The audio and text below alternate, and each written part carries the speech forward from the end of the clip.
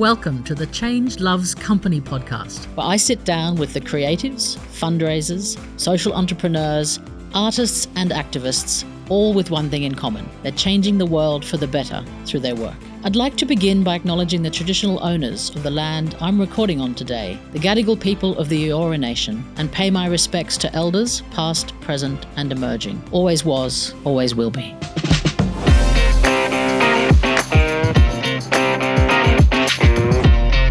Louise Tran is a changemaker in food and sustainability, leading OzHarvest Ventures to design bold, innovative, circular business models that drive positive impact on the food system. As a member of OzHarvest's leadership team, she spent more than 15 years shaping social enterprises and building purpose-driven business models. In 2022, she co-founded Viet Harvest, based on the OzHarvest model, which has already served 200,000 meals to people across 3 cities in Vietnam, in the process saving thousands of kilos of food from ending up in landfill. As founding chair of the Multicultural Leadership Initiative, she champions culturally diverse leadership in the climate movement. She's a strategist, a storyteller, and a culture builder, and believes that business at its best blends profit and purpose to create lasting change for people and the planet. When she joined us in the Change Loves Company studio, we chatted about the similarities and differences between charity and business, and how the two can make a perfect philanthropic marriage. Louise Tran, welcome to the studio and the Change Loves Company podcast. So amazing to have you here. Great to be here. Thank you. We had a few false starts, but I finally buttonholed you at an event and got you to commit. So it's really great to have you in the studio. Look, I want to go back a little bit because I understand you started in marketing and PR for relatively mainstream businesses and organisations, and somehow ended up at OzHarvest. What was the sort of the path that took you there? That's right. I started my career doing, as you said, marketing for really large FMCG, fast-moving consumer goods companies in the food space, in the food and beverage space, brands that I won't mention, but people will have heard of, especially walking down all of your aisles. And in that role, I was working within a company that also looked after other beautiful clients, one of which was OzHarvest. And that was the first time that I'd come across OzHarvest. I'd been overseas prior to that, travelling and studying overseas. And when I met Ronnie Khan, the founder of OzHarvest, not only did I admire her vision and the work that OzHarvest was doing, but I found myself very, very drawn to working on promoting the cause and the work that OzHarvest was doing at the time, that it was just, it was just so inspiring to me to see the impact that OzHarvest had. And this is going back 15 years ago. And what were some of the things that were happening in the kind of the food space or the food waste space that were kind of eye-opening for you? I think when I was exposed to OzHarvest, again, having not heard of food waste being a challenge here in Australia, when I was exposed to the fact that at the time millions of kilograms of food was being wasted in Australia, equating to billions of dollars at the time. And so that was quite mind-blowing to just be exposed to that as a concept, working in the commercial food industry, promoting food products, and then on the flip side, knowing that so much produce was going to waste and products was going to waste, while understanding the need in the community was quite high, in the sense that people were struggling to put food on the table. So that exposure, the realisation that there are two sides to an industry, was quite eye-opening for me. And I'd always had roots in social justice, and I think I kept leaning into OzHarvest, and that leaning meant doing more and more with OzHarvest and wanting to do more and more with OzHarvest, and just again being so inspired by that vision that Ronnie had. So since joining, how has the organisation evolved, and how has your role there evolved during that time? So again, going back 15 years ago, I don't think food waste was top of mind for anyone. we have an abundance in Australia. We grow enough food in Australia to feed 60 million people. We don't have 60 million population. So even going back 15 years ago, I think the key thing was to generate awareness around the issue of food waste in Australia, and then that eventuated into generating awareness about food waste across the world, and bringing that to the attention of the Australian public. So 15 years ago, I don't believe that OzHarvest had the presence that it has today. And of course, that comes with time, comes with a lot of work. It comes with a lot of work to educate people around food waste as an issue and the link that food waste has to climate change, and the solutions that are around and the solutions that exist.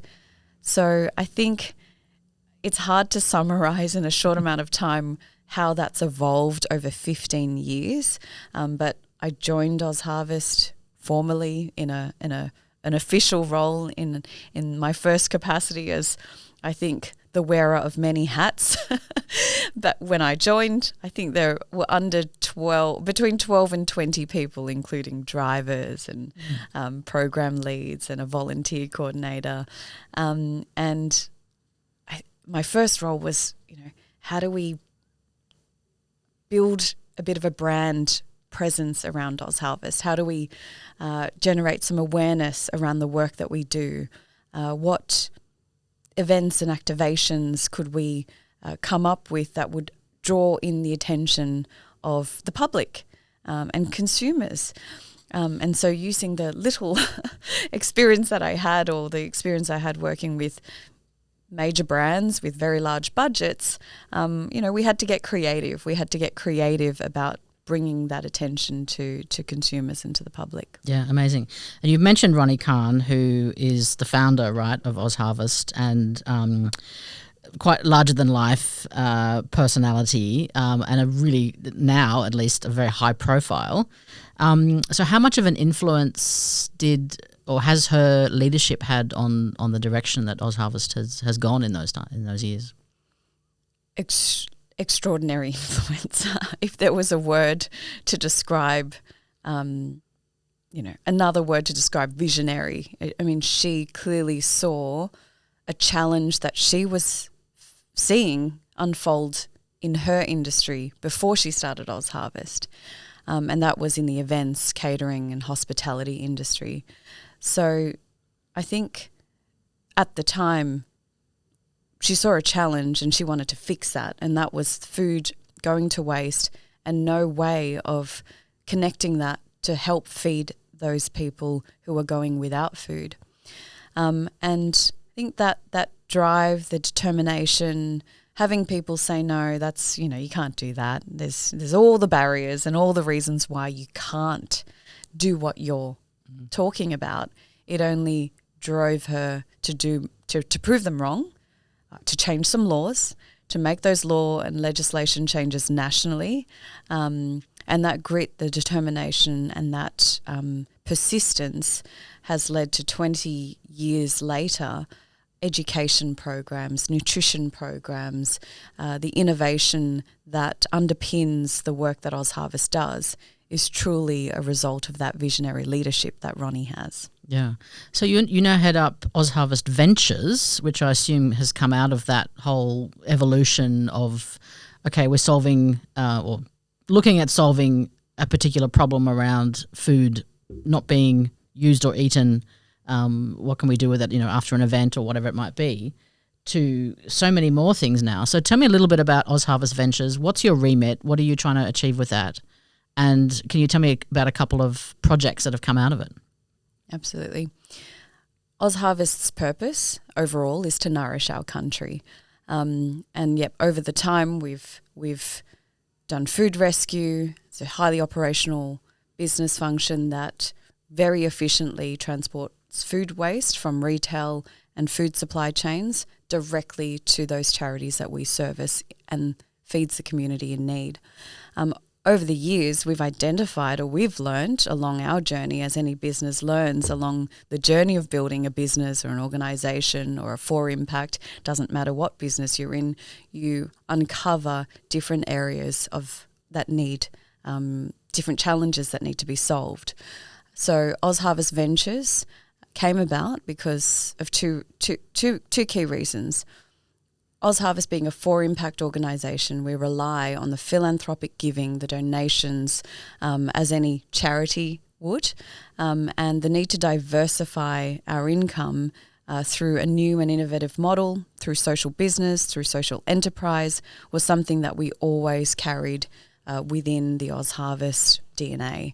You know, we've started programs that generate different revenue streams, and the OzHarvest Ventures model was just a continuation of that and an evolution of that. And the other part to the equation is that the food waste challenge exists from farm to fork. So what we were seeing is where OzHarvest can't rescue food, say from primary production, from farms, from various sources of the supply chain, there was an opportunity there for OzHarvest Ventures to potentially find new and innovative ways to work directly with farmers to transform or the surplus food or the food that can't be sold into new and innovative products. So you mentioned a couple of things that we've launched in the time that we really launched OzHarvest Ventures. We've launched a range of products for good, upcycled products, using surplus lemons, for example, to make lemonade, working with our farmers all across Australia to really produce and solve a problem for them. So the problem there was there's a lot of waste, and we wanted to make sure that those farmers also were paid for that produce, that there's water, there's energy, there's labour, there's all of the things that goes into growing our food that we need to value and not just reject and waste. Yeah, I think there's nothing more depressing than hearing about food that's been produced that's had to be dumped because it's not pretty enough, or there is just a surplus, or the market's down or whatever. And it's like, wow, as you say, when there are people who are going hungry because they can't afford food, and then we know that the stuff that's just being thrown out, it doesn't make any sense, right? So you mentioned the lemonade. I went to a restaurant you guys run on Crown Street. I can't remember what it's called. Refectorio, that's the one. Absolutely fantastic experience. For anyone who hasn't been there, I highly suggest you make a booking.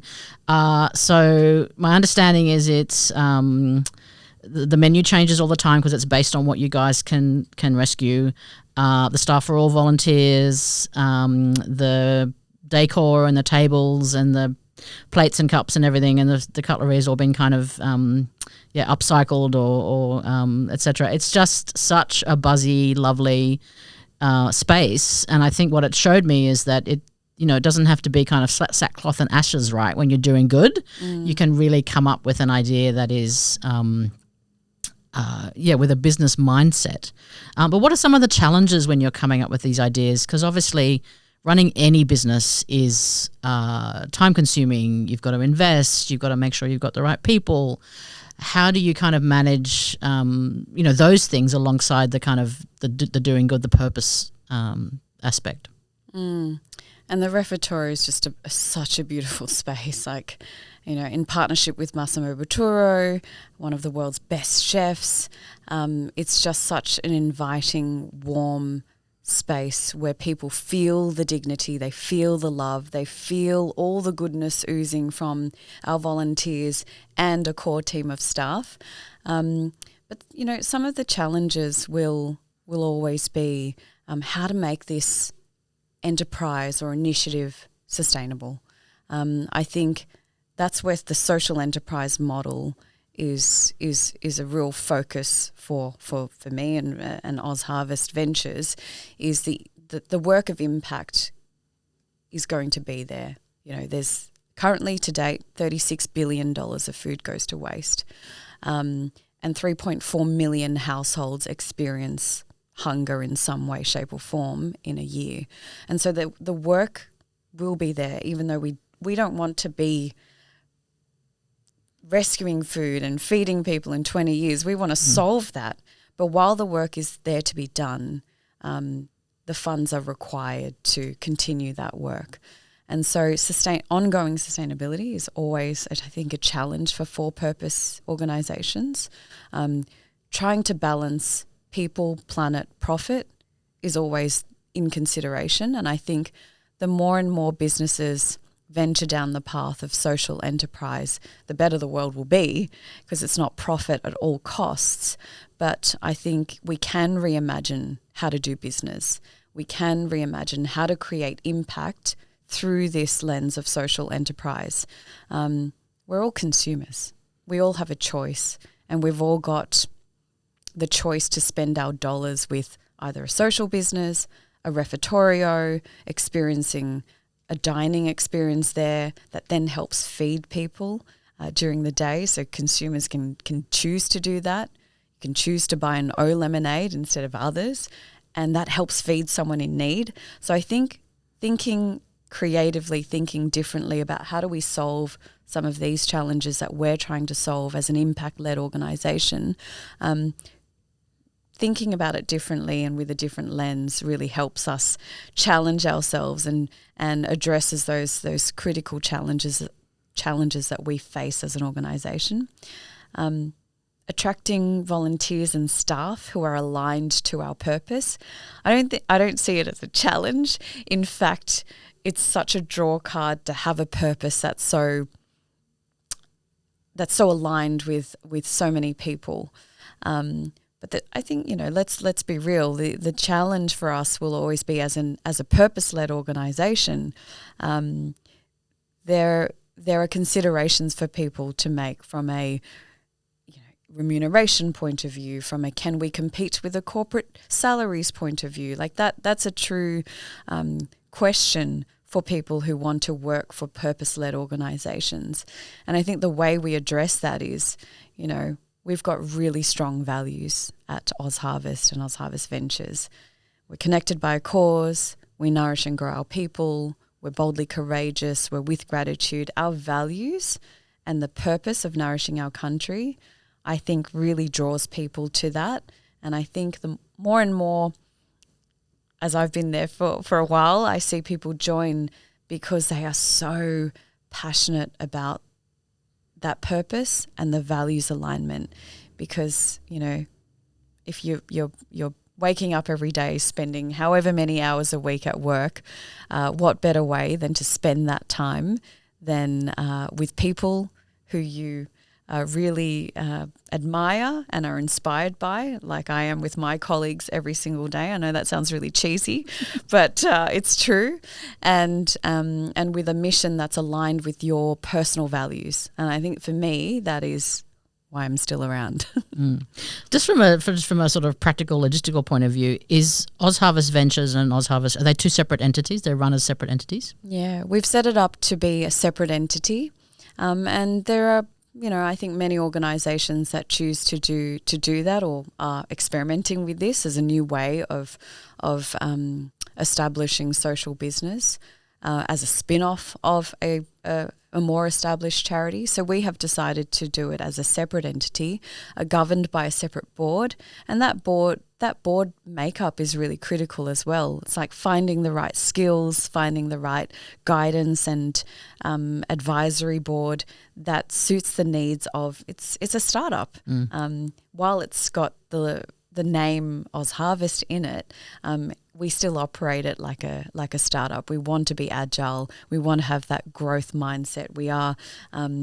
There's so many opportunities out there, and I think one of the challenges is where picking and choosing, because you could just go a bit do berserk, everything. And I want to do everything, and Ronnie would love to do everything, and we would love to solve all the challenges in the food system. But that's one challenge. It sounds like a lot of it should be like quite good fun. You got to use your creative side and come up with ideas. I'm sure a lot of them are rejected, just like that's a little bit too far. But it sounds like it keeps things interesting, right? Oh, absolutely. I think there's never been a day where I feel like it's Groundhog Day. I will do everything from hustling for lemons, chatting to farmers, all the way through to receipting and accounting, through to imagining what we could do together through incredible collaborations. Like we work, as an example, one of the products we release is called the Conscious Drink, and it's a collaboration, a true beautiful collaboration with Ben Tyler, who is a social entrepreneur that runs Kakadu Kitchen. And, you know, we just found this beautiful synergy where Ben was creating these beautiful non-alcoholic beverages with his business partner, Tim Triggs, and we had all of this surplus berries on our hands. And so we said, let's just collaborate and create a product that's meaningful, intentional, gives back to First Nations communities through sourcing of ethical bush food, and then solves a waste problem from our side. And so we released that together from an idea to a product on shelves and at the Opera House within 12 weeks. And we were like, oh, wow, that's what happens when you can collaborate and find mission alignment. Crazy timeline. But yeah, as you say, it's like, I think when you collaborate for purpose, you know, you can kind of get a lot done because everyone's just, kind of feeling up about it. So talk to me about the global impact of OzHarvest specifically, or what you guys are doing. How are you kind of taking the message to the rest of the world? Do you have plans to, or have you already opened in other countries? It's been so organic in the sense that the OzHarvest model is purely, you know, at its simplest, obviously it's very logistical and operationally complex, but at its simplest is where is the food waste occurring and where is there the need? And the OzHarvest, or the global harvest model, is about connecting those two. About 10 years ago or so, or maybe a little bit more, we partnered with the United Nations, who were launching their education, the global education campaign around food waste and its impact on the environment. Because, anyway, I can rattle off statistics, but, you know, too much food goes to waste, and you know, the emissions that is released from food waste in landfill is more harmful than carbon emissions. It emits methane. And so with that partnership, we did a bit of work randomly in Peru and in Thailand at some of the global COP conferences, and it started to generate this global awareness about what OzHarvest was doing in Australia. So from there, we just started getting a lot of interest from all over the world around what's this food charity in Australia at the bottom end of the world doing to reduce food waste. And I think over the last decade, we have had champions and local leaders bringing to life the OzHarvest model. South Africa, in Japan, in New Zealand, in the UK, and a few years ago I thought, why not just launch it in Vietnam as well? So just from my personal belief and passion and commitment, and just knowing that it's a solution that works, we've also launched in Vietnam. So the impact is spreading. It's organic. It's there's no plan for world domination. But I think where the problem exists and where there are values-aligned, passionate people dedicated to solving it, it's just come to life very organically in these countries. Yeah, and it makes sense to where relevant and, you know, to duplicate stuff, not to sort of try and reinvent the wheel or start from scratch, etc. But I'm guessing to really, you know, learn from local players and things like that about what's going to work in different countries and regions, right?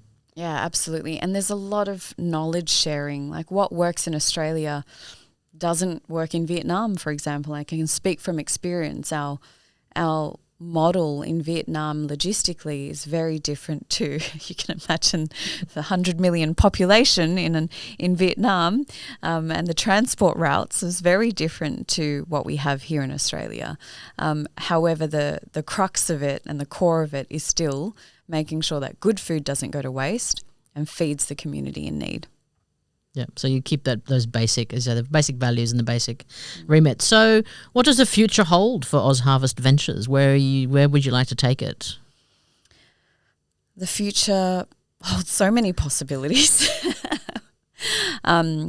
Essentially, if we can work within the food system, solving or creating what I'm starting to see is this interesting model coming up where we've got produce, we've got regions where we're growing food that's not making it to people. It's getting wasted. And we've started to uncover this model where there's some really incredible local manufacturing. And if we can be almost a go-to-market brand or partner, because everyone has their role to play. OzHarvest Ventures will not create a farm, but we can work with farmers. We're not going to open a manufacturing facility, but there are manufacturing facilities here in these regional communities. And if we can connect those dots and then bring a product to life that consumers love, that, builds this education and awareness and creates this long-term impact, I see that we can really disrupt the food and beverage sector in that sense, as well as, again, through the social enterprise model, enabling OzHarvest to just continue to feed more people in need, rescue more food. We've just delivered our 300 millionth meal to Australians in need, and that work will continue alongside the education programs, the food programs that we run in schools called Feast, and I think that's the impactful work that OzHarvest needs to continue because those challenges still exist. But for OzHarvest Ventures, we'd like to see ourselves as disruptors in this space. Well, I look forward to seeing what happens next. Thank you so much for joining me in the studio, Louise. It's been an absolute delight to have you on Change Loves Company. Thanks for having me.